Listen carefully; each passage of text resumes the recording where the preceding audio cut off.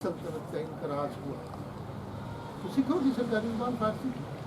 1849 में जिस दिन दूसरी सिख एंग्लो जंग के बाद अंग्रेज़ लाहौर में किले में दाखिल हुए और महाराजा दलीप सिंह जिसकी उम्र 11 बरस की उसका दरबार लगाया गया, तो दरबार के बाद जो चार्टर पढ़ के सुनाया अंग्रेज़ों को, पंजाब को हजम करने का चार्टर, वो फारसी में पढ़ के सुनाया।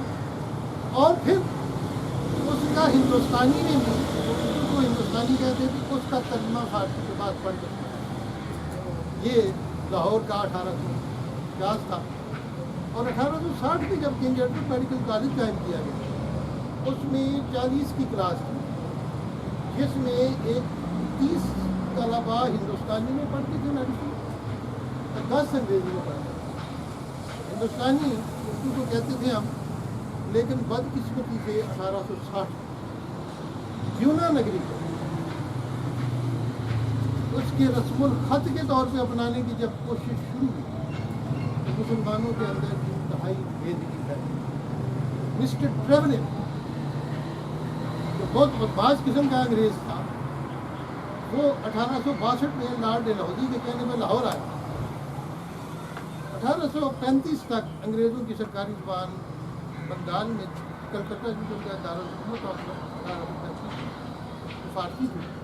और ट्रेवलिन कहते हैं कि जब मैं आज से 30 वर्ष पहले कलकत्ता आया, तो तमाम कोर्ट में और तमाम अदालतों तमाम जगहों में फारसी का बोलबाला था और मैंने 30 साल में उनकी शानदार से फारसी में। अब ये तारीख मैं लाहौर में दोहराने के लिए आया हूँ 1862 में, तो एक बड़ी लंबी तारीख है।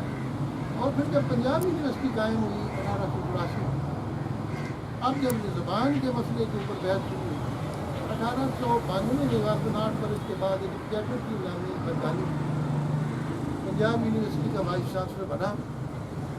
उसने मुसलमानों को ये कहा कि मेरी ख्वाहिश ये है कि पंजाब के संस्कृति को अगर किया जाए, तो मुसलमानों इत्तेफाक के साथ, पूरे इत्तेफाक उर्दू के हक में कहा। और ये पहला मौका था जब आपने फारसी को छोड़ दिया 1892 में। और मैं बड़े मोहब्बत के साथ ही बात करता हूँ कि उर्दू की सबसे बड़ी खिदमत फारसी आलम जो कि खुद फारसी को, उसके बाद माली और फिर फारसी की खिदमत सैयद अब्दुल्ला ने की, वो फारसी के, और फिर फारसी की उर्दू की खिदमत अगर की है तो डॉक्टर वहीद कुरैशी ने की। डॉक्टर वहीद कुरैशी भी पर्शियन के उस्ताद थे, MA और PhD फारसी में थे, लेकिन D.Litt उर्दू में थे, लेकिन उन्होंने भी उर्दू की खिदमत की। मेरे कहने का मतलब ये है कि हम लोग जो पर्शियन बोलने वाले हैं, मैं बदकिस्मती के साथ ये जरूर कहता हूँ कि मेरे जितने कुछ अपने दादा या वालिद साहब के नाम है जवानी में सारे फारसी में, क्योंकि मुझे उर्दू लिखना मेरी थोड़ी सी मुश्किल लगती थी उस वक्त। अब भी मैं फारसी में अच्छी गज़लें लिखता हूँ। मेरा अभी दीवान छप रहा है तेहरान से, मेरे लिए गज़ल थोड़ा मुश्किल लगता है, लेकिन इसका मतलब नहीं है कि उर्दू के साथ मेरी मोहब्बत नहीं है। मैं ये यकीन के साथ कहता हूँ, अब अगर फारसी की जगह बड़े सगीर में किसी ज़ुबान को देना चाहिए तो अंग्रेज़ी नहीं है, वो उर्दू ज़ुबान है। और उर्दू ज़ुबान के लिए हम तन मन धन से हाजिर हैं। जहाँ तक अल्लामा इकबाल रहमतुल्लाह अलैह का ताल्लुक़ है, मैं जैसे अर्ज़ किया, मैं जज्बाती होकर बात नहीं करता, बिल्कुल हक़ाइक़ की बात करता हूँ। अल्लामा के खुतबात अंग्रेज़ी में ज़रूर है, कोई शक नहीं।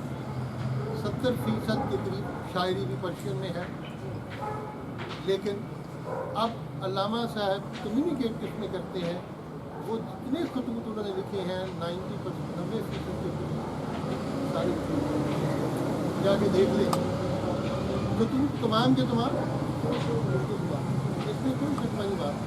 और उनकी जो उर्दू,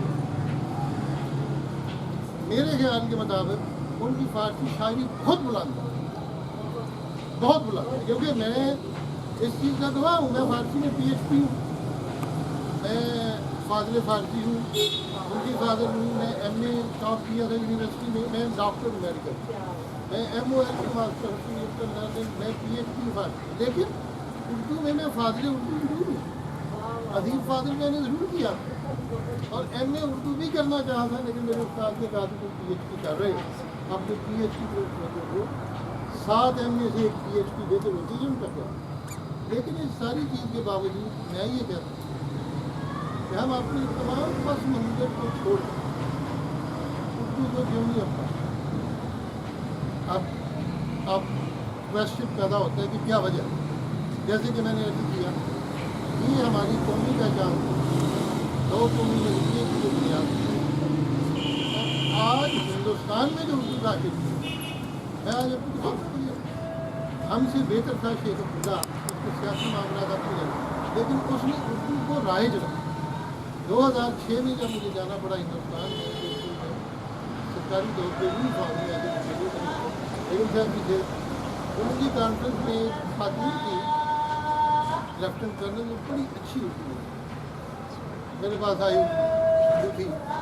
میں بڑا حیران ہوا، کہتے ہیں کہ جی خوش آمدید آپ تشریف لائے ہیں، ہمارے لیے باعث مسرت ہے. بیگم صاحب کیسی ہیں؟ میں نے کہا اردو کی ٹھیک ہے میں کشمیری پنڈتانی ہوئی اور ہم نے جلیبی والی زبان نہیں پڑھی ہوئی، ہم نے اردو پڑھی. یہ تھی شیخ عبداللہ کی طرف. دہلی کے اندر جہاں تک حال تھا مجھے تو میں نے کہا ٹی وی کو لینے لگے. یہ کہتے ہیں کہ جی میں نے انہیں کہا آپ انگریزی میں بات کریں گے، فارسی میں کریں گے، پنجابی میں کریں گے، اردو میں کریں گے. کہتے فارسی کی اردو. میں نے کہا یہ سب زمین ہندوستان ہے اور ہم نے یہاں 800 برس فارسی میں میں نے کہا آپ بھول گئے ہیں، ہم تمہاری تمام عمارتوں کو لے کے چھوڑ گئے ہیں پڑھ کے، جدھر مرضی چلے جاؤ. اور نہیں جی آپ ہندوستانی میں بات کریں. میں نے کہا ہندوستانی مجھے نہیں آتی، تاہم میری قومی زبان اردو ہے اور میں فخر کے ساتھ اردو میں بات کروں گا. اب وہ فرماتے ہیں کہ جی وہ ایک ہے. میں نے کہا وہ ایک اس لیے نہیں ہے کہ تمہارا لکھا میں نہیں پڑھ سکتا، میرا لکھا تم نہیں پڑھ سکتے. انہوں نے کہا جی آپ لکھنے پڑھنے کی بات کیوں کرتے ہیں؟ میں نے کہا میں جاہل نہیں ہوں، میں پڑھنے کی بات کروں گا اور لکھنے کی کروں گا. تو میں نے کہا اچھا میں اردو میں بات کروں. انہوں نے کہا کہ جناب صاحب نے یہ کیا کیا کہ پاکستان بنا دیا. میں نے ان کو یہ جواب دیا، میں نے کہا قائد اعظم رحمۃ اللہ ہے اللہ کے عاجز بندے اور وہ شاید پاکستان کے قیام کو عملی شکل نہ دے سکے. یہ ان کے مخالفین کے دعا کی کمینگی کے باعث بھی کیا. کہتے مہاراج آپ کیا کہہ رہے ہیں؟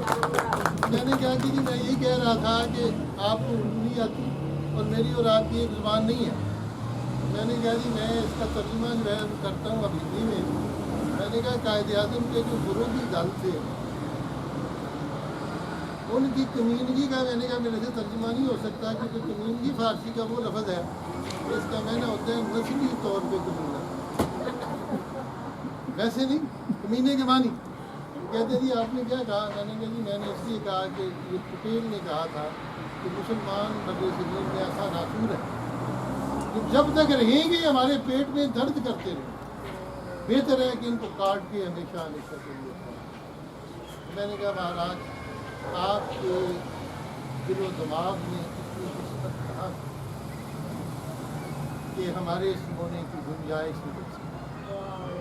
حضرت آپ کیا کہہ رہے ہیں؟ میں نے کہا اردو میں بات کر رہا ہوں اور اردو اسی شہر کی زبان ہے دلی کی جہاں میر اور غالب نے اس کو ابتدائی مراحل سے ہم تک یہ تھی. جہاں تک حضرت علامہ اقبال کا تعلق ہے اس میں کوئی شک کی بات نہیں ہے کہ علامہ اقبال کے ان کے ساتھ مولانا عبدالحق بابائے اردو کے ساتھ ان کے خطوط ہیں جہاں علامہ نے بابائے اردو کی تحریک کو پوری طرح اس کی مکمل سپورٹ کی تھی اور مکمل طور پہ اس کا ساتھ دیا تھا اور کہا تھا یہ بہت اچھا مقصد ہے آپ آگے بڑھے ہیں اور اس مقصد کو آپ آگے بڑھائیں. اس کے بعد علامہ اقبال رحمۃ اللہ علیہ کا جہاں تک تعلق ہے میں یہ نہیں کہتا کہ باعث میں فارسی دیکھتے ہیں. اب ایک جملہ میں آپ کو علماء کے حوالے دے رہا ہوں. خلیفہ عبدالحکیم کا میں آپ خلیفہ عبدالحکیم کا اگر کسی کو نہیں بتاؤں کہ صاحبزادی ابھی زندہ ہے ہمارے درمیان ہوتی ہے کبھی کبھی ڈاکٹر کیا खलीफा अब्दुल हकीम लाहौर में पैदा हुए, वो कश्मीरी खानदान से थे, यहाँ पैदा हुए। और अल्लामा इकबाल रहमतुल्लाह अलैह के हवाले से रेफरेंस है जो उन्होंने महाराजा किशन प्रसाद और हैदरी साहब को दिया, हैदराबाद दक्कन में वो प्रोफेसर फलसफे के मुकर्रर थे, PhD की खलीफा अब्दुल हकीम ने रूमी में उन्होंने की, फारसी में, और वहाँ पे और हैदराबाद दक्कन उर्दू को सरकारी तौर पे अपनाने का तमाम सेला जो है वो खलीफा अब्दुल हकीम के पास, इसमें कुछ है वो लाहौर के रहने वाले। अब खलीफा अब्दुल हकीम पाकिस्तान के क़याम के बाद पाकिस्तान में मुझे और ये जो इदारा सकाफ़त इस्लामिया है वो इसके बानी भी थे और इसके सरबराह भी थे, और उर्दू का रसाला भी जारी किया। उनकी वफ़ात गालिबन 1959 में हुई है खलीफा अब्दुल हकीम की, मैंने नहीं देखा, मेरे साथिदा ने उनका अक्सर जिक्र किया है।